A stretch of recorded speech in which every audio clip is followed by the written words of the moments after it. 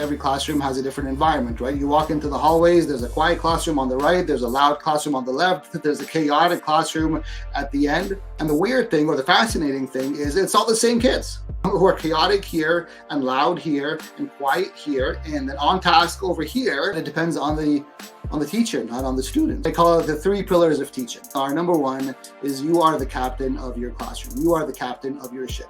You've got the wheel and you steer. And that basically means that you are responsible for everything that happens inside the classroom. It's not Johnny, it's not Sally, it's not the parents, it's not the administration, but you are the person who is steering your ship. And if you allow your students to steer it from you and take control of the wheel, you've lost your classroom. You need to be responsible for your classroom. You need to be responsible for the actions of your students. You need to be responsible for your own actions. You need to be responsible for everything that happens inside of your classroom.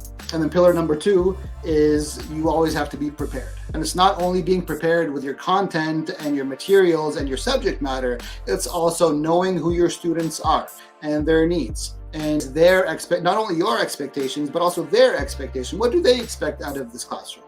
It is being prepared of, what you're going to do inside the classroom, not only in the teaching and the lessons, but where you're going to go and the activities, how you're going to talk, how you're going to move, right? Always know what you're doing. It's not, going into the classroom and saying, I'll just wing it. No. You don't wing it in a classroom full of 30 hormonal human beings. You don't wing anything. You know exactly what you're doing. And number 3, it's the foundation of what we do. It is you never focus on the teaching. You always focus on the learning. And I always say, can you teach a monkey, Shakespearean literature? You can teach, you can have your notes and your slideshow. You can, do everything. And the monkey's going to be looking at you, maybe even nodding.